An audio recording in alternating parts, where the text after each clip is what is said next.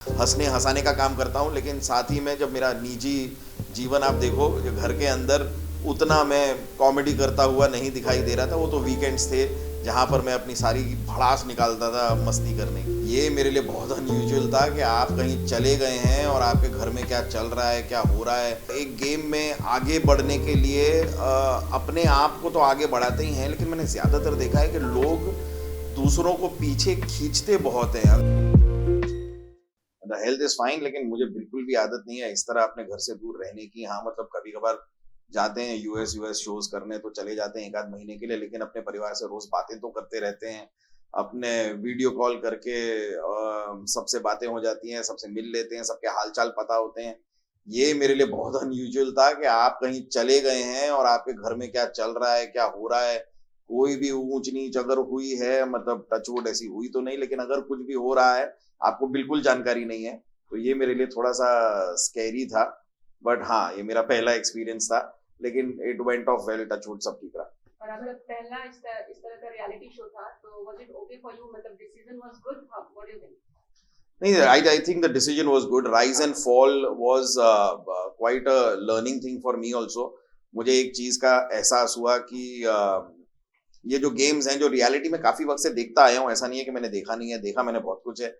लेकिन मुझे यही था कि सब लोग ना एक गेम में आगे बढ़ने के लिए अपने आप को तो आगे बढ़ाते ही हैं, लेकिन मैंने ज़्यादातर देखा है कि लोग दूसरों को पीछे खींचते बहुत हैं। अगर आप दूसरों को पीछे खींचोगे नहीं, तो आप आगे बढ़ नहीं पाओगे। तो ये तरीके का ना, और फिर ऑब्वियसली द कॉन्फ्लिक्ट्स और ये तू-तू मैं-मैं जो झगड़े और कभी-कभार जो ज़रा फिज़िकल हो जाते हैं, ये चीज़ें मैंने देखी हुई हैं पहले। तो इन चीज़ों से ऑब्वियसली मैं अपने जीवन में बहुत दूर रहा हूँ, लेकिन अब मैं अपने आप को इस शो में डाल रहा था। मुझे ये तो था ही मेरे दिमाग में कि भाई कहीं मतलब कोई चीज़ इस पे ना आए और मेरा भी कोई ऐसा साइड या कि मैं, अगर आप लोग भी मुझे इतने टाइम से जानते हो, आपने बहुत कम कभी मुझे गुस्सा होते हुए भी देखा होगा। मैं ज़रा हैप्पी गो लकी आदमी हूँ, मतलब मुझे कोई इतना ना कॉर्नर कर दे कि मुझे थोड़ा दूसरा साइड दिख जाए, या तो मुझे चीज़ों का टेंशन तो था अंदर जाते हुए कि ऐसा कुछ ना हो जाए। But overall I would say it was a good experience to learn के all kinds of people are there in the world यार। मतलब इतने मैं अगर अपना एक्सपीरियंस लेकर गया हूँ, तो कुछ बहुत ही रॉ बंदे हैं उस शो के अंदर जो एकदम नए-नए आए हैं। उनका लक्ष्य जीवन का एकदम अलग है।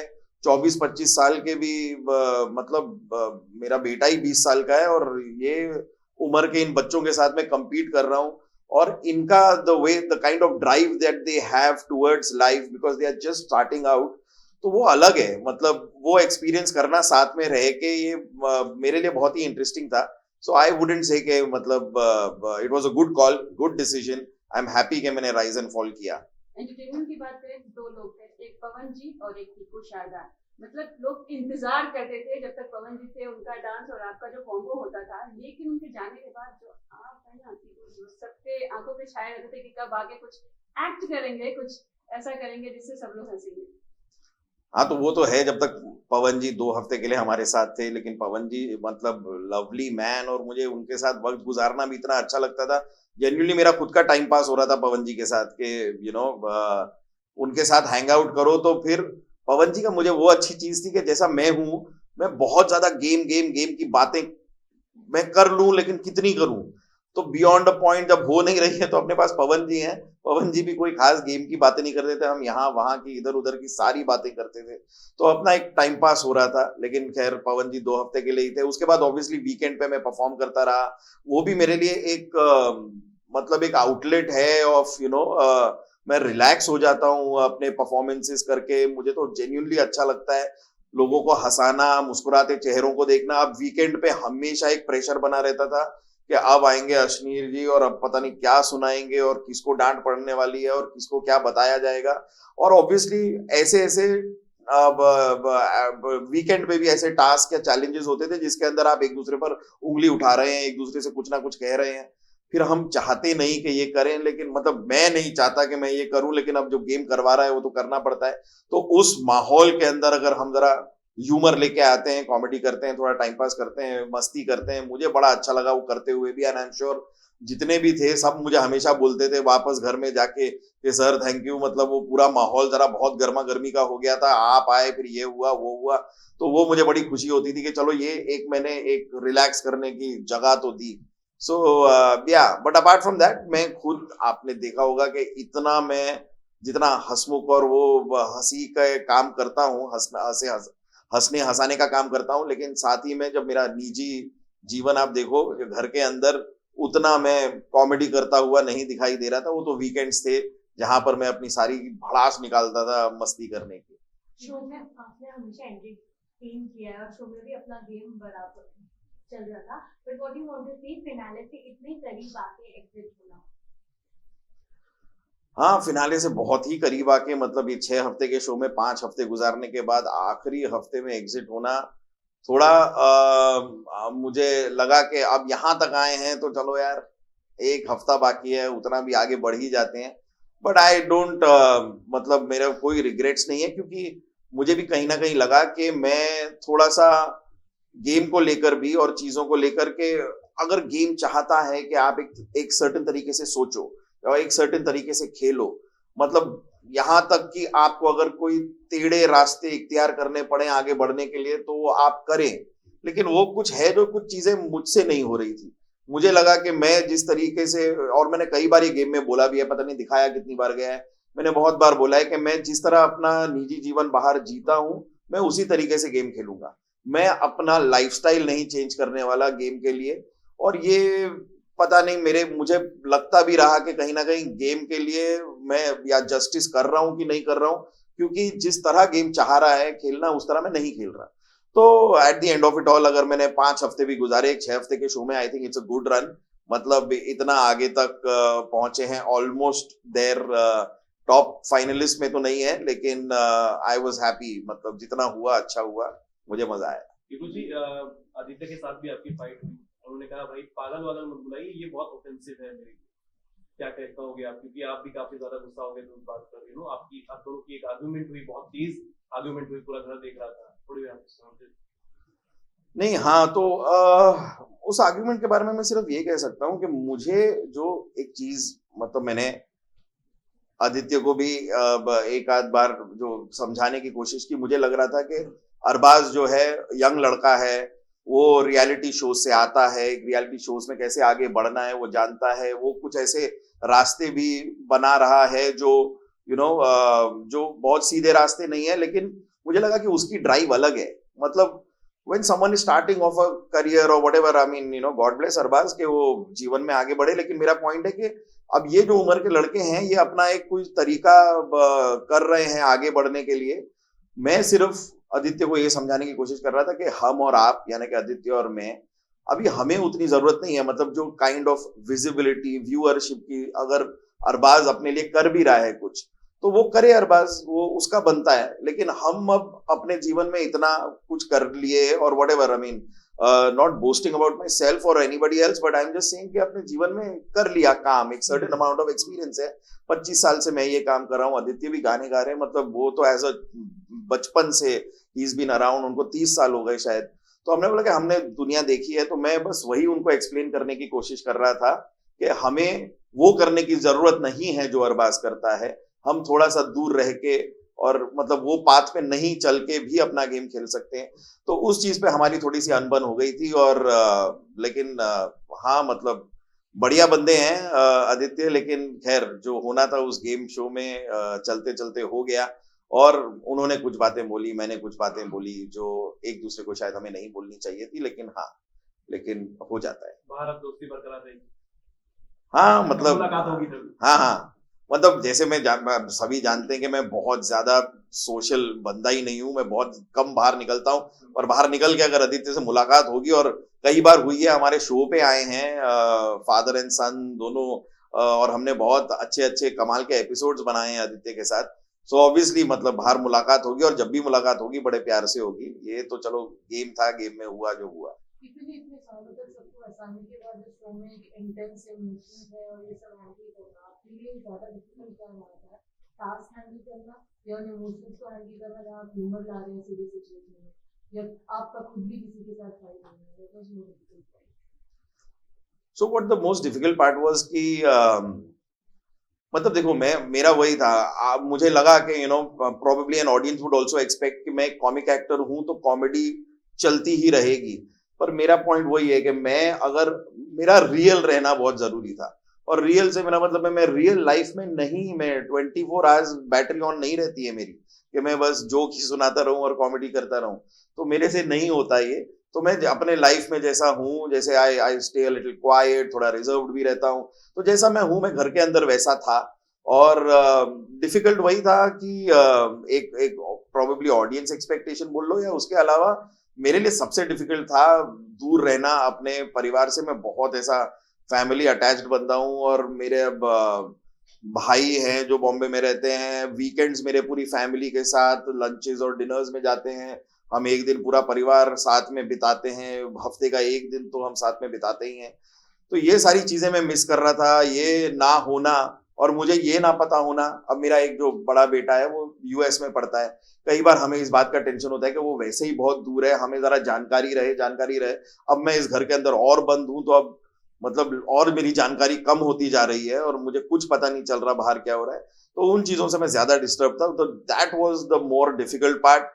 लोगों के साथ इंटरेक्ट करना इतनी कोई मतलब I wasn't really worried about that कि ठीक है, मतलब मैं वैसे भी अपने आप को मानता हूं कि मैं बाहर भी ऐसे कोई अनरीजनेबल इंसान तो हूं नहीं कि अंदर जाके मैं मेरी सच्चाई लोगों को दिख जाएगी। मेरी सच्चाई जो बाहर है वही अंदर दिखेगी, और वो वाली सच्चाई इतनी बुरी है भी नहीं, तो इस बात का मुझे कोई टेंशन नहीं था। सो I was fine. Manisha Rani भी शो में आई, एक अलग वाइब लेकर आई, आपको भैया भैया कहते। लास्ट टाइम जब आप बाहर निकले तभी भी उनकी आंखों में आंसू थे।